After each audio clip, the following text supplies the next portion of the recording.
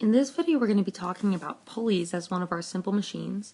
A pulley is a grooved wheel with a rope, chain, or cable basically running along the groove, and we can see a pulley right here on the right.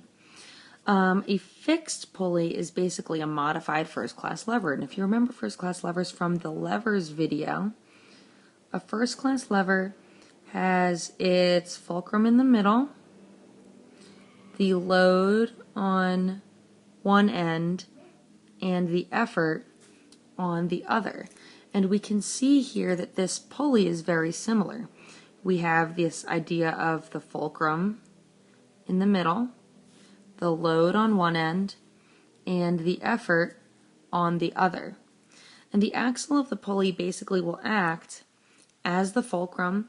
The two sides will basically be the input arm and the output arm, as we've seen. And a fixed pulley only works to change the direction of the force, doesn't actually change the amount of force that you need to apply to move the object, so its IMA is only 1. That was a fixed pulley. In a movable pulley, the pulley can actually move, and one end of the rope is, that should say fixed.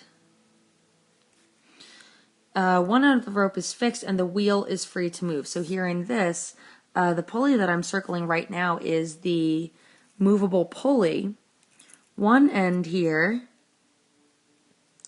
that is fixed, and the other end is free to move. So that pulley can move up and down. A movable pulley does multiply the force, and a single movable pulley, the IMA will be 2.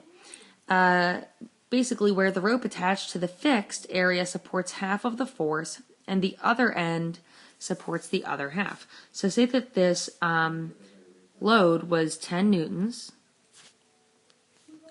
The rope on the left here would support 5 newtons worth of that load, and the other would support the other 5 newtons. Therefore, we know that IMA of a fixed pulley is 1, so the 5 newtons on this end. Okay, so you pull with 5 newtons worth of force, and yet you lift a 10 newton weight. Therefore, the IMA of the pulley is 2. A pulley system is going to basically be a system of pulleys that includes both fixed and movable pulleys together, and you will sometimes call this a block and tackle system. In the image to the right, we have 2 fixed pulleys and 2 movable pulleys. Okay, the 2 fixed pulleys are these top 2. These aren't going anywhere. And the bottom 2 down here, those are movable pulleys. Okay? Movable, fixed. Okay? The IMA of the pulley system ends up being the number of rope segments that actually support the weight of the load. Okay? And in this case, the number does not include the rope with the output force, or rather, like the rope that you're actually pulling on, because that pulley is fixed.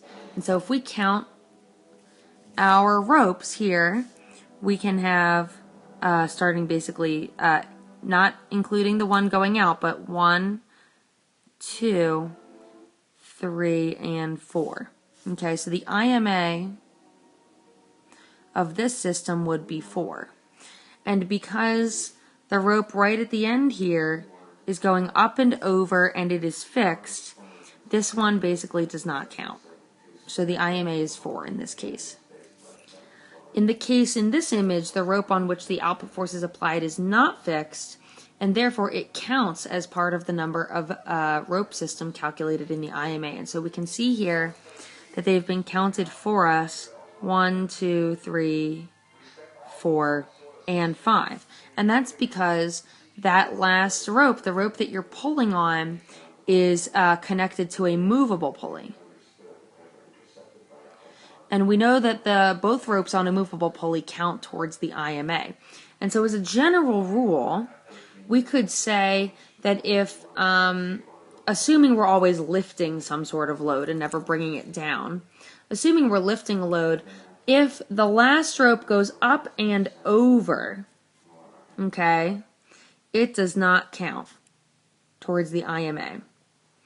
If the last rope goes down, okay, and around, then it counts.